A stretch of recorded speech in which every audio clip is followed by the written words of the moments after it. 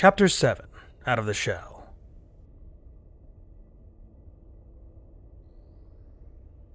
"That's not good, Pharaoh," Mooney whispered harshly, his eyes bulging. "It didn't work." "Shut your mouth, you oaf," Pharaoh snapped. "Matters were complicated by the appearance of those freaks. Had they not been there..." Pharaoh paused, making sure to examine the surrounding branches for any sharp ears before continuing. "And our quarry would have been slain. No one can take on that many fiends alone." Mooney shook his head, a large thing compared to the man's slender neck. "He's been fighting for 3 days without sleeping, Pharaoh. He probably could have." "That doesn't matter now, idiot," Pharaoh said with a glare. "We'll just have to fall back on our original plan." Mooney sighed, adjusting his position to come sitting cross-legged on his branch. The skinny fellow barely shook the leaves as he moved, his color-shifting cloak making it almost appear as if nothing were there at all. Pharaoh himself wore one of these cloaks, an upfront payment for agreeing to kill this hoplite creature. The elf that had hired Pharaoh and his band had been a very secretive type, more so than what was usual for a person hiring a killer. Pharaoh wasn't even sure if who had hired them was an elf. Their employer had appeared to Pharaoh as a cloud of mist in Akandar, Pharaoh's home. How the strange mist being had found the raven, he did not know. In truth, he didn't quite care either. The agreed payment was more than generous with the acquisition of these color-shifting Watcher's cloaks. Semi-permanent retirement never seemed closer after receiving them. Jobs in Akandar were about to get a whole lot smoother once they got back. That would be a journey of about 2 months. And unlike this first trip, the Mist Elf had not agreed to shift them back to Akandar. A mild inconvenience, yes, but the cloaks and the payment for fulfilling Hoplite's assassination was worth it. No one in Akandar had cloaks like the Day Watchers of the Feywood. The ones made in the metropolis were cheap knockoffs compared to these. Wrought with pure foundation, if Pharaoh's guess was correct. Dangerous to make without first building the House of Kyria. With Hoplite opting to remain in the Feywood, Pharaoh and his band had required the color-shifting cloaks of the Day Watchers to not draw suspicion. Pharaoh had also made sure that his crew understood very well not to make eye contact with any of the passing Watchers, for doing so would surely blow their cover. Their employer had insisted that Pharaoh and his best four don the cloaks, a condition that Pharaoh did not argue with. The Mist Elf had been right about the cloaks not drawing suspicion, as their presence had not been questioned upon donning the Day Watcher's garb. That lended credence to his suspicions that the Mist being had to be an elf, perhaps one that held high rank amongst the Day Watchers.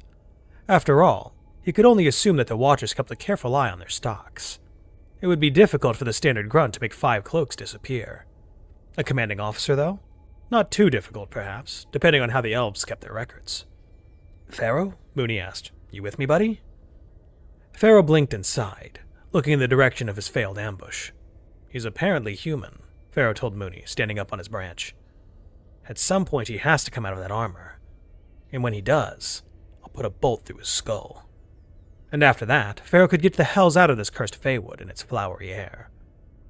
The muggy, stinking streets of Akandar were his home, not this forested hellscape. Sure, Pharaoh may have been a full-blooded elf, but he was not of the Bastion. The all-too-human streets had raised him, and those same reeking streaks would always be his home. "It's been 3 days, Pharaoh. When do you think he will?" Mooney asked. "What if he simply doesn't? I cannot draw on that much foundation again. Building the House of Kyria to such an extent has nearly singed me. Sealing that many fiends to the earth again will burn me out, or worse. I cannot do it."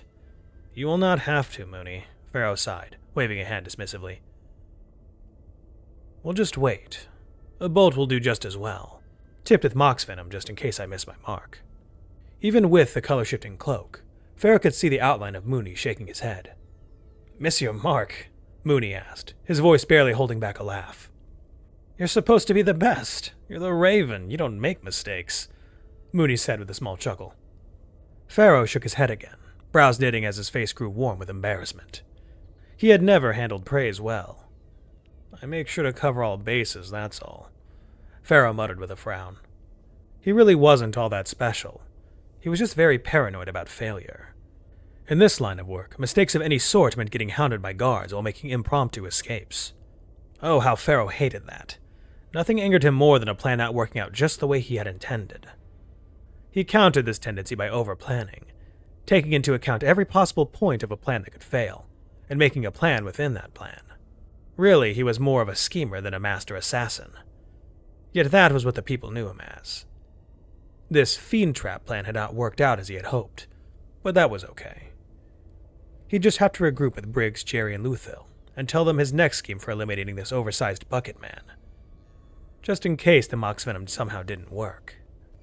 Lance put her chin in her palm, her legs dangling over the high branch she sat upon. She stared down at the entrance of the pod, that Hoplite had secluded himself within. It had been nearly 5 hours since he had sealed the door shut behind him.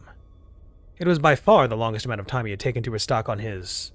ammo, was what he usually called it for those thunderstaves.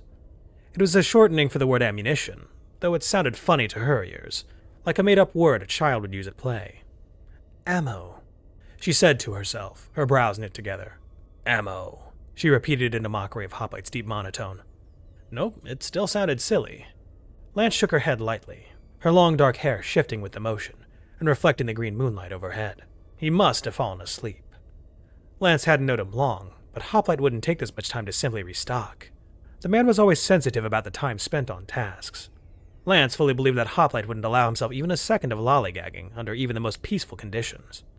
It was as if he really were a soulless construct, simply going about its assigned task until it was completed to the binder's satisfaction. Yet, Hoplite was a man, not a golem. She knew that from the barely contained heat in Hoplite's voice from when they had argued earlier in the day. It had been somewhat relieving to hear Hoplite border on some kind of emotion. All Lance normally heard from him was that flat monotone. Perhaps she should irritate him slightly more, help bring out the person inside so he'd stop acting like a living stump. Yes. Just a little bit, though, nothing too extreme. She was not aware of his limits and didn't want to bring him into a fit of monkey wrath. Lance supposed she could poke fun at him for sleeping in after he came out of that pot of his. Knowing how much he cared about time, that should surely get his blood to a good sizzle. Surely he must have fallen asleep in there. At most, he would have spent 5 minutes in the pod to gather his precious ammo. Maybe he had taken some extra time to maintain those guns of his. All those metal parts working together had to produce some kind of wear. Did Hoplite oil them? How did he go about that? It seemed as if the guns could potentially be taken apart. Did he oil and clean the individual pieces? That sounded as if it would take a long time, but 5 hours? No, he surely must have succumbed to slumber. Hoplite may have been some sort of strange superhuman creature, but at the end of the day, he was still human. Yet her thoughts wandered to worrying places. Lance had not heard a sound from within the shuttle after Hoplite sealed the doors behind him. Was it soundproof? If so, what if he had accidentally shot himself while cleaning that shotgun of his? Hoplite seemed to be well versed in using his tools, but Lance had no idea how volatile those weapons could be. Yet, the blast likely would have still made some kind of noise, though shells might have even dented the pod. Or not. It had fallen from the heavens unscathed after all. No, Hoplite did not shoot himself. She was mostly certain of that. What if he had had a heart attack, though? Lance shook her head and drew her lips in a line, growing irritated with herself. A heart attack? Preposterous. Hoplite seemed to be in great shape. He probably had the heart of a horse. Knowing that his lineage was not purely human, who was to say that he didn't? Yet, was a horse heart compatible with a human body? What if Hoplite's body had rejected his horse heart and he had perished? Should she be concerned? Should she knock? She pondered this for a full minute before she gave a small frown. Nah. Hoplite was fine. He'd come out when he was well and ready, and all the better if he was getting a nap in. Perhaps she could bully him into eating and drinking finally. Or maybe he had already done that in the pod before sleeping. Lance wished that she could actually see what was in there. After all, it was something from a completely different world. Her curiosity boiled at the thought of what all may lay within its steely confines. There was a window to the interior at the front of the pod, but she could only see her own reflection staring back at her when she attempted to peer into the strange metal ovoid. She had studied the shuttle quite a few times during the routine stops Hoplite had made. At first glance, it seemed to be a solid hunk of metal, save for the window and sliding door. But upon closer inspection, she could see ultra-thin seams in the construction. Tight rivets kept the star together. The metal must have been akin to dwarf-wrought steel to withstand falling out of the damn sky. There was a matching symbol on the broadsides of it as well, the red paint somewhat marred by the fall. It was an unsettling image of an octopus. The 8 tendrils each ending in a broad human hand, each gripping a sphere. A single massive eye dominated the head of the octopus, the pupil unlike any she had seen before. Was the eye supposed to be a representation of Hoplite's world? Was this octopus the symbol of this Turna he kept blathering on about? Yeah, probably. Nodding sagely to herself, her thoughts turned back to Hoplite himself. An honest-to-Dre outworlder in the flesh. There hadn't been one of those on Arculus for a long time, if myth were to be believed. Outworlders were usually arbiters of change in those old tales that survived the Godling Wars. They brought almost as much change to the world as Pillarborn did, just with less apocalyptic loss of knowledge. Indeed, Outworlders were generally seen in a more positive light than the Pillarborn. They brought new innovations and ideas to Arculus, whilst Pillarborn destroyed nearly everything in their quest to ascend. Oddly, Outworlder ideas had a habit of surviving such turbulent times. She supposed that the Harkal would question him more on the subject once they returned to them and her watch was lifted. Lance was not looking forward to another meeting between Hoplite and the Harkal, however. By the pillars, that had to be the most awkward situation she had been in. No one spoke to the Hark Mother as Hoplite had. Not ever. It simply wasn't done. But maybe the Hark Mother's curiosity about Outworlder behavior had held her tongue back from lashing. She had always been a curious woman before her rise to motherhood. Surely she must know about Outworlder tales better than Lance herself did. Lance thought about those old stories for a moment. What kind of changes had those ancient Outworlders wrought? Lance didn't usually pay attention to the old stories, and she seldom remembered them well. As she recalled it, all Outworlders were from the same plane of existence, and were all humans, not wrought by the blood of Zod as the humans inhabiting Arculus were. Her frown deepened. If that were the case, then were they truly human? Or did they just happen to be creatures that looked exactly like them? Outworlders weren't made from Zod's blood, after all. Lance then decided that Outworlders were indeed not technically human. At least not in the way that she knew them. After all, Garival had confirmed it by viewing Hoplite's blood. According to Garival, he apparently wasn't pure human, just as Hoplite himself had claimed. Maybe he was a half-orc. That would explain his ridiculous size, after all. She was actually quite tall for an elf, able to look most human men in the eyes, but Hoplite had been one of a few people to actually make her feel short. It was an infuriating feeling. The world simply felt right when she had to look down at someone to make eye contact. She frowned again and hissed to herself. Hoplite couldn't be a half-orc. There weren't any orcs on... What was the Outworlder plane called? Was the name of it even still recorded in the histories, or had it been lost like everything else? Well, the bottom line was that there weren't any orcs there, so it was just that Hoplite was freakishly huge for a human. Her eyes narrowed at the sliding door of his pod. Maybe all Outworlders were that big. A terrifying thought. Maybe they really were more like orcs than she thought. She rubbed at the point of one of her ears as she considered. Yes, that had to be it. Outworlders were actually orcs that looked like humans, and were smarter, more in control of their bloodlust, and... She pursed her lips before dismissing that train of thought. No matter what she thought, she simply could not bring herself to consider Hoplite as an orc. She'd have to see his face for any sort of confirmation. Suddenly, the door to the pod slid open, and her eyes widened in surprise, as she saw a mass of pale flesh, muscle, and scar tissue emerge from the pod. She stood on her branch, staring down at... Well, that had to be Hoplite out of his armor. But wait, by the pillars, why was he naked? A pair of golden eyes found hers, and they locked. His face was square and made up of seemingly nothing but hard planes and sharp angles. His round golden eyes were housed beneath a low brow that was as bald as his head. Indeed, there seemed to be not a single lick of hair anywhere on him, and the sheer amount of scars he possessed went completely uncovered as a result. They were mostly burns, all the way from his collarbone to his knees, looking almost like patches of ingrown scales at first glance.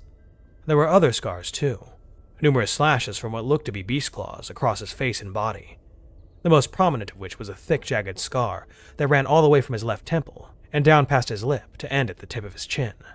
The scar narrowed considerably the further down it went. A good thing, for Hoplite's jaw would have likely been completely exposed by whatever weapon had inflicted that horrid wound. Perhaps he had dodged it in the nick of time. That and a great many other scars looked as if they had been received in battle. But there were other longer gouges that looked too precise, as if a surgeon had sought to make a grid out of Hoplite's body. She could not believe that Hoplite would allow such scarring of his body, unless it was for a good reason, or if he was restrained. She shuddered at the thought of whatever could possibly restrain this beast. He made many orcs she had seen look scrawny by comparison. He was an absolute pillar of a man, with arms and legs like tree trunks, and strong calloused hands that looked as if they could bend steel. Yet, out of all of his physical features, Lance found herself drawn by those golden orbs set in his skull. It was difficult to look away from them. They were practically aglow in the darkness. like a predator that stalked the night. Lance felt a tinge of sadness as she looked into those eyes. Elves could all somewhat peer behind the veil of the eyes to glance at the soul within a person. The members of the Harkal took their abilities further than that, of course, but normal elves could all get a read on a person's emotion through eye contact like this. Hoplite's eyes bore almost nothing, as if he barely had a soul to begin with. And what she did see made her visibly shake. This was a man of swirling hatred, anger, and, strangely enough, fear. Fear of what, though, she could not say. He had all of these emotions bottled up in a sturdy container of discipline, an unbreakable box of dwarf-wrought steel. A more talented eye-seer could probably discern much more than that, but she still wasn't the worst at it. What could a man possibly go through in order to become like this? That hard face bore no laugh lines, as if Hoplite rarely, if ever, smiled. She sniffed and felt her eyes begin to moisten. What a poor man. I need to clean myself, Hoplite said suddenly, causing her to jump and nearly lose her balance on the high branch. Guide me to the nearest body of water, and when I'm finished I will suit back up and continue our objective. His voice reminded her of a bucket of rocks being poured onto another, bigger rock. He had sounded a bit different in that suit of his, but not by much. Hearing it in the raw like this, though, was quite the experience. Lance felt a stab of irritation at the commanding tone. Would it kill him to say please at least? Or would it use up one more additional second of what was allowed?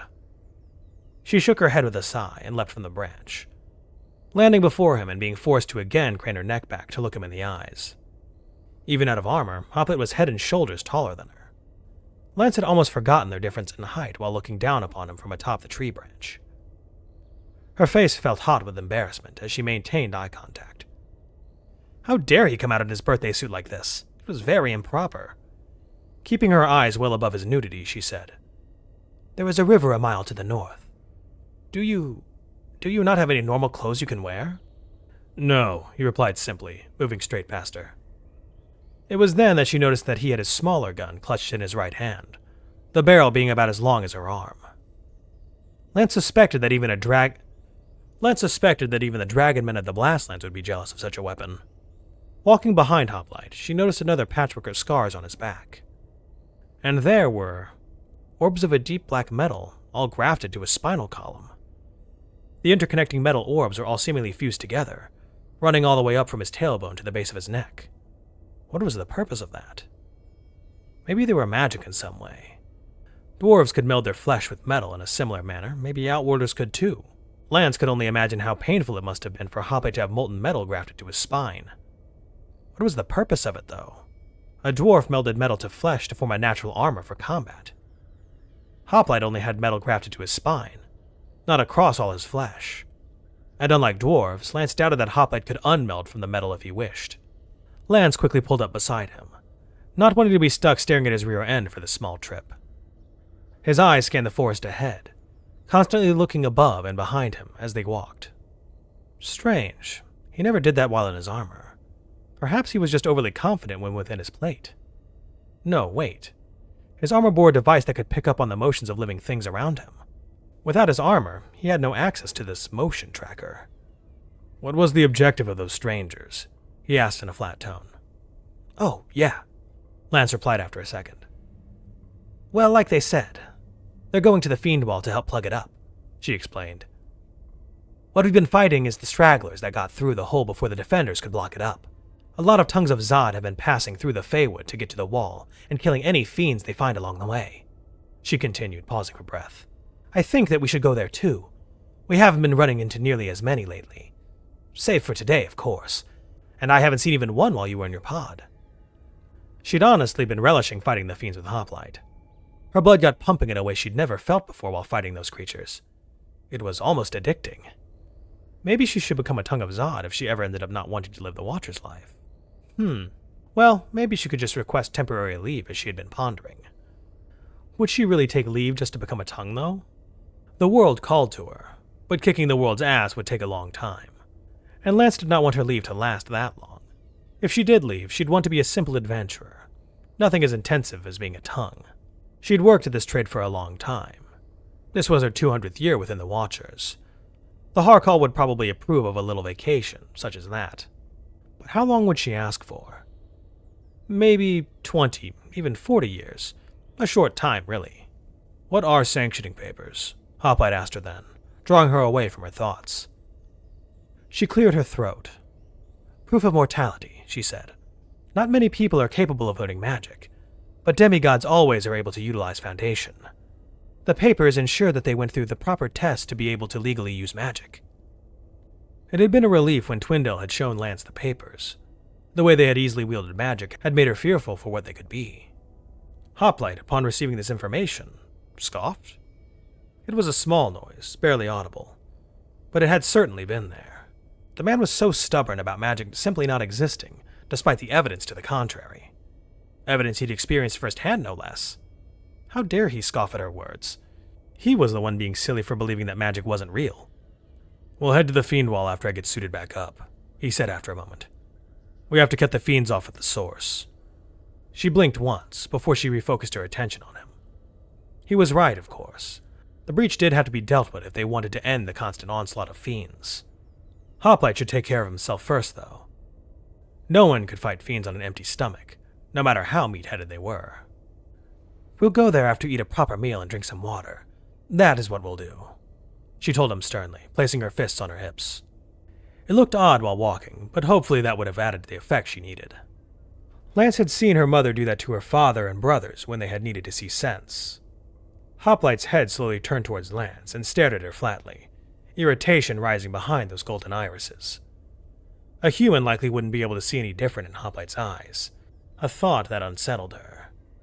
His face didn't change whatsoever, his brow still glaring and mouth still turned down in a frown. "I've already taken care of that," he said, turning that golden gaze away from her. "And you do not give orders to me," he finished. His tone hadn't changed, but the words still sent a shiver down her spine. Lance gulped and hoped that she didn't hear it. Where was her own fire? She should be biting back about him ordering her about. But with that hard face in the open, it was hard to summon up the anger she'd needed. Lance was not sure why, but it had been easier to fire back on Hoplite when his face was hidden beneath that featureless helmet.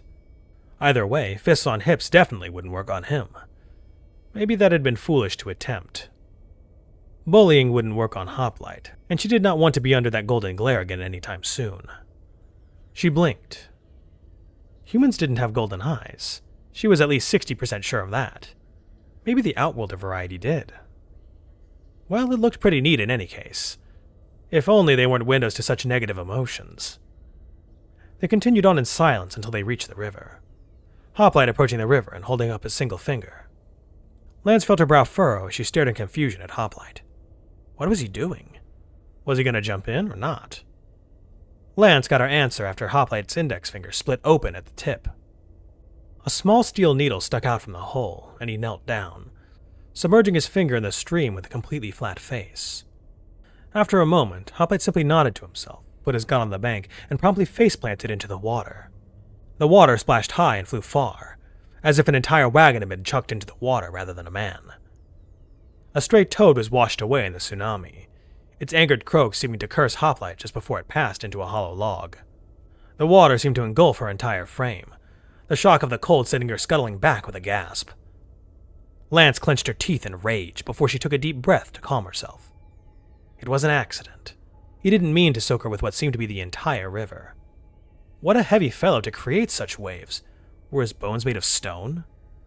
Sure, Hoplite was a huge man, and heavy with muscle, but the resulting splash had still been far more than what it should have been, even accounting for his monstrous size. When Hoplite broke the surface, he let out a sigh. A soft one, nearly inaudible, but it was definitely there. Was he relieved to finally get a wash? As Hoplite scrubbed hands across his scarred frame, Lance asked him, "What was that thing in your finger?" She asked before her brows knit in a glare. "And next time, try stepping into the river, please. I can only handle a few tidal waves at a time." "I was checking the acidity and toxicity of the water. It is above standard water quality for most turn-in worlds." Hoplite required quickly as he scrubbed a finger behind his ear. Lance had simply stared. At least she had for a second before she realized she was staring at a naked bathing man. Face growing hot again, she quickly turned from him to observe the surrounding forest. Retina wasn't full tonight, yet the moon was still bright enough that she could see fairly well in the darkness between the trees. She noticed the occasional forest critters going about their business, but she also noticed the watchers in the branches above the river. Not many of them, perhaps 4 in total. They were all staring at Hoplite, their shifting weight not disturbing the branches they sat upon. Certainly it wasn't appropriate for them to be watching Hoplite bathe, but a watcher's duty was to, well, watch. They hadn't been following her and Hoplite that closely the last couple of days, but they knew Hoplite only when he was in the armor. These watchers, if they hadn't figured out that it was Hoplite yet, would just see a big scary human brute bathing in the river. She frowned up at them as she thought. They would surely know it was Hoplite. After all, Lance was standing here right beside him. Close enough anyway. They knew that Lance had been assigned to watch him, so why were they still here, watching him? They would put 2 and 2 together, surely. Something whizzed past her ear and she heard it thud into something behind her. She gasped and turned to see Hoplite gripping the shaft of a crossbow bolt in one of his massive fists, snapping it in his tight grip as he glared at its origin. She followed his gaze, seeing a blur scrambling away through the moonlit branches above. That elf could not be a watcher. Not a night watcher, anyway. The colors shifted beneath the green moonlight to mask his surroundings. Lance might not have seen him if he had held still, but now that he was moving, she could easily make out the blurring outline of a figure retreating across the branches. Lance turned to explain that it wasn't a night watcher to Hoplite, but he was already up and out of the river, gun clenched in his hand and his wide eyes conveying determination, discipline, and wrath. He sped past her without a word, quickly scaling the closest tree and giving pursuit to the quickly vanishing blur of motion, face unchanging. She quickly ran after him, screaming, "Alive! We'll need him alive!"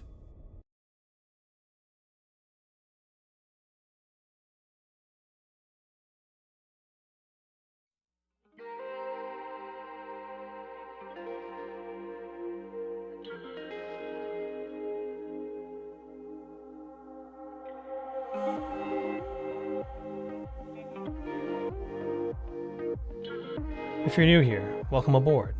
Check out the description for the story, and join the Discord if you like. Consider supporting the channel and the author as well. It's a dangerous world out there, but remember to be brave and look up to seek the stars.